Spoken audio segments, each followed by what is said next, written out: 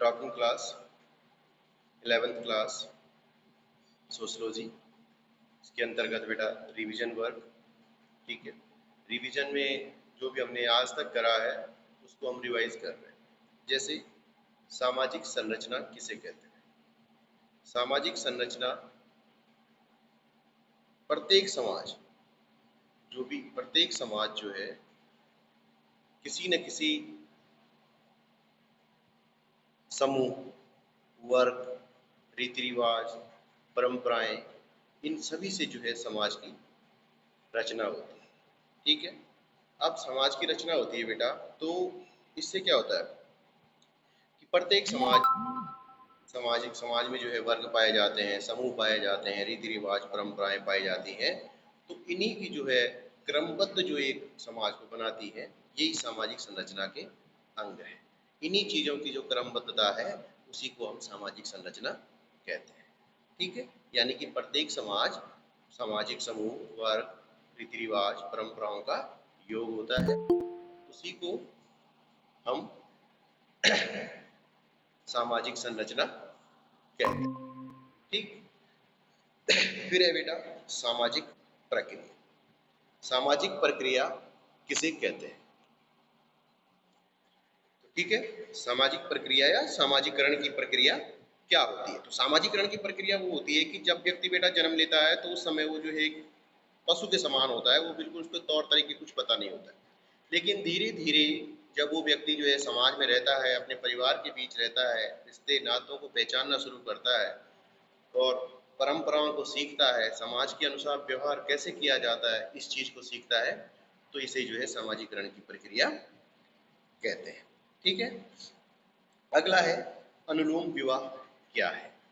अनुलोम विवाह जब किसी उच्च वर्ण का पुरुष निम्न वर्ण की स्त्री से विवाह करता है तो उसको अनुलोम विवाह कहते हैं। यानी कि अनुलोम विवाह में जो है पुरुष की वर्ण ऊंचा होता है और स्त्री का कम, यानी कि जाति।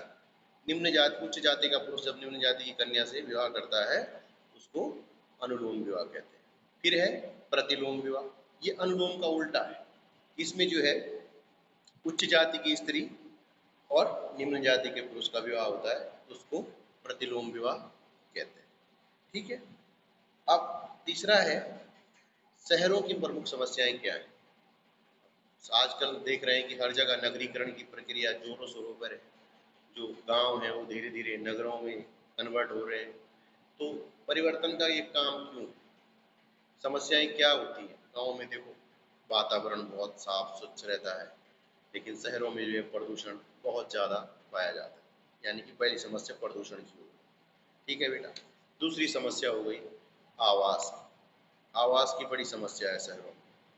सबसे जो सबसे बड़ी दिक्कत है वो आवास की है, क्योंकि शहरों की जनसंख्या इतनी होती है कि यहाँ पे आवास की बड़ी कठिनाई लोगों को झेलनी पड़ती है। एक एक छोटे कमरों में भी जो है दो दो तीन तीन लोग रहते हैं। ऐसी जो है बड़े बड़े महानगरों में लोग रहा करते हैं। कहते हैं मुंबई जैसे शहरों में तो जो दो शिफ्ट होती है, नाइट शिफ्ट की और डे शिफ्ट की, तो जब नाइट वाला कमरे पे आता है तो डे वाला ड्यूटी जाता है, डे वाला आता है तो नाइट वाला, इस तरह से भी होता होगा। तो वहाँ पे जो है बड़ी समस्या है आवास की समस्या, जैसे जैसे नगरीकरण हो रहा है।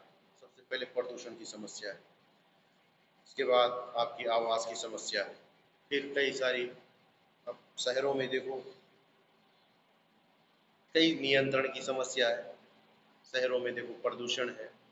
ठीक, तो बेरोजगारी भी होती है। ऐसा भी नहीं है कि शहरों में सभी रोजगार कर रहे हैं। शहरों में जो देखो अपराध, चोरी, डकैती, ये काफ़ी चीज़ें मतलब मिलती हैं ग्रामीण समाज की तुलना में नगरों में।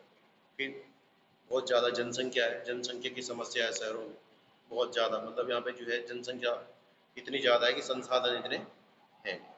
तो इस तरह से जो है शहरों की जो ज़िंदगी है वो गांव से, बोलते गांव की ज़िंदगी तो बहुत ही अच्छी, मतलब साफ सुथरा वातावरण है, मेल जोल की बात है। शहरों में देखो सहयोग की कोई बात ही नहीं है। गांव में देखो सहयोग है, शहर में तो कोई सहयोग भी नहीं करता, पड़ोसी पड़ोसी को भी नहीं पहचानता। ठीक है, तो इस तरह से जो है शहरों में कई सारी आवास, प्रदूषण, जिसमें जो है आप देखो ट्रैफिक जाम हो जाता है। आपको जहाँ जाने में जो है कभी किसी की तबीयत खराब हो गई तो आप देखते हैं जाम में एम्बुलेंस तक फंसी हुई रहती है। इतनी बड़ी दिक्कतें होती हैं उस समय जो है। फिर शहर में जो बुजुर्ग लोग हैं इतना ध्वनि प्रदूषण है कि उनको भी बड़ी समस्या है, कई सारी समस्याएं हैं। घूमने के लिए जो है स्वच्छ हवा नहीं है, तो स्वास्थ्य की भी कई सारी समस्याएं हैं कि व्यक्ति को जो है प्रदूषण है तो बीमारियां भी लगेंगी। भले ही जो है यहाँ पे मेडिकल सुविधाएं हो सकती है गाँव की तुलना में, लेकिन वो अच्छा वातावरण नहीं है कि शरीर की इम्यूनिटी बढ़ सके। तो कई सारी समस्याएं शहरों में पाई जाती हैं।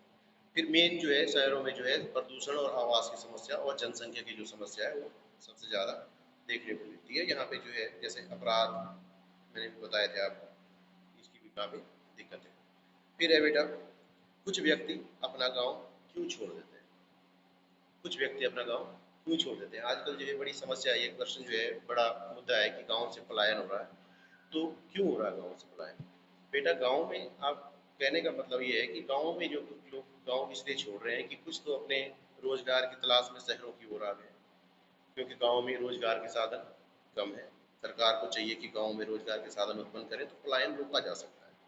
ठीक, रोजगार की तलाश में व्यक्ति आ जाता है, उससे भी गांव छोड़ के उसको आना पड़ता है। दूसरी बात, कुछ लोग क्या करते हैं कि अपने बच्चों को पढ़ाने के लिए, लोग बोलते हैं कि गांव में अच्छे स्कूल्स नहीं है, तो क्या करते हैं कि अपने बच्चों को पढ़ाने के लिए जो है कि शहर के बड़े स्कूलों में पढ़ाएंगे, अच्छे स्कूल में पढ़ाएंगे। तो कुछ लोग इसलिए भी आ जाते हैं गाँव छोड़। तो इसलिए सरकार को ये भी चाहिए कि गाँव में जो है अच्छे स्कूल्स, जैसे शहरों में अच्छे स्कूल्स हैं वहाँ भी अच्छे स्कूलों की व्यवस्था करें। तो इससे भी जो है ये, इसीलिए इसलिए भी गाँव छोड़ के आना पड़ता है लोग। इसके अलावा और समस्याएं हैं, किसी की व्यक्तिगत समस्या भी हो सकती है कि भाई किसी को गाँव में अच्छा नहीं लग रहा, क्योंकि गाँव में लोग अंधविश्वासी होते हैं कि तुम्हें तो इस गाँव की भूमि सूट नहीं हो रही है, कि तुम्हें तो बिल्कुल यहाँ का पानी जो है तुम्हारे लिए अच्छा नहीं है। तो कुछ लोग डर के मारे भी छोड़ के चले आते हैं कि नहीं यार, यहाँ रहेंगे, इस जगह पे रहेंगे तो भला नहीं होगा। अंधविश्वासों के कारण भी छोड़ रहे हैं लोग। फिर मेन है बेटा सुविधाएं, रोजगार और एजुकेशन। कम कुल मिला के बात है, कुछ लोग जो है ये सोचते हैं कि यार शहरों में रहेंगे तो स्वास्थ्य सुविधाएं रहेंगी, गाँव में क्या है, हॉस्पिटल नहीं है, कहीं है भी तो वहाँ डॉक्टर नहीं है। तो इस तरह से जो है कई कारण हो सकते हैं कि लोग जो है गाँव छोड़ देते हैं। अब है अगला क्वेश्चन, बेरोजगारी का मुख्य कारण। बेरोजगारी क्यों है? शिक्षा व्यवहारिक है। आज हर व्यक्ति जो है ग्रेजुएट, पोस्ट ग्रेजुएट हो रहा है, लेकिन काम है नहीं, नौकरियां नहीं। निजीकरण है, लोग बोलते हैं नौकरियां हैं भी, लेकिन अब लोगों की जो उम्मीदें हो गई हैं कि इतनी ज़्यादा हो गई कि लोग, अब जितनी सैलरी वहाँ से मिलती है उतने में काम चलता ही नहीं। तो इस तरह से जो है, अब कहने का मतलब है कि बेरोजगारी का कारण एक तो हमारी शिक्षा है। ज़्यादातर लोग जो है व्यवहारिक शिक्षा ले रहे हैं, तकनीकी शिक्षा इतनी ज़्यादा लोग नहीं ले रहे हैं। फिर जो ले भी रहे हैं उनका वो थोड़ा बहुत कर भी रहे होंगे। तो बेरोजगारी का कारण सबसे पहले हमारी शिक्षा प्रणाली को अगर हम रोजगार परक शुरू से ही बना देंगे तो शायद बेरोजगारी में कमी आएगी। कोई ज़रूरी नहीं है कि आदमी कहीं फैक्ट्री में जाके नौकरी करे या किसी कंपनी की सेवा करे। हम अगर अपनी शिक्षा को जो है इस तरह से बनाएं कि व्यक्ति स्वरोजगार भी उत्पन्न कर सके, उसके अंदर जो है ये चीज़ें शुरुआत से ही आ जाएंगी। अगर जब हम 10th 11th में ही होते हैं तो क्यों ना, हमें क्या जरूरत पड़ेगी फिर कहीं जाने की। मतलब इस तरह की कुछ शिक्षा में इस तरह का विकास होना चाहिए कि व्यक्ति स्वरोजगार की प्रेरणा उत्पन्न, उसके पास ऑप्शन आ जाए, क्योंकि हमें दिमाग में नहीं आता ना कि ये भी करना था, ये भी करना था। तो कुछ आइडियाज ऐसे आने चाहिए शिक्षा में कि जिससे जो है व्यक्ति सोच सके कि हाँ ये कार्य मैं अपने यहाँ कर सकता हूँ। इससे जो है बेरोजगारी कम हो सकती है। ठीक है, यानी कि हम अपने शिक्षा के स्तर को उठाएं तो जो है समाज में सहयोग और संघर्ष दोनों पाए जाते हैं। समाज में हम रहते हैं, जो हमारा समाज है, हम एक दूसरे के रीति रिवाज परंपराओं का सम्मान करते हैं, एक दूसरे का समय आने पर सहयोग भी करते हैं, लेकिन संघर्ष भी पाया जाता है, क्योंकि समाज में जो संसाधन है वो सीमित है। सीमित संसाधनों के लिए, माना आप 100 पोस्ट नौकरी की निकली है तो उसमें तो उम्मीदवार 1000 होते हैं, तो उसमें नौकरी के लिए संघर्ष पाया जाता है, संसाधनों के लिए संघर्ष पाया जाता है। मतलब प्रत्येक समाज में सहयोग और संघर्ष दोनों समाज में पाया जाता है। ठीक है, आगे बढ़ने के लिए संघर्ष करना जरूरी है, सहयोग करना भी जरूरी है। ठीक है, फिर है विचलन। विचलन शब्द जो है बेटा एक अनुपालन शब्द है। अनुपालन किसे कहते हैं?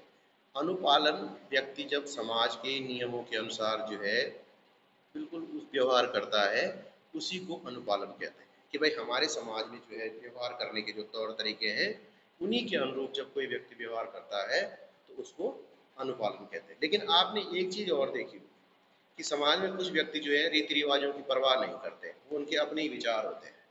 तो इस प्रक्रिया को कहते हैं विचलन, कि जब व्यक्ति जो है समाज के नियमों के विपरीत व्यवहार करने लगता है तो इस प्रक्रिया को हम विचलन कहते हैं। ठीक है, आज के लिए इतना।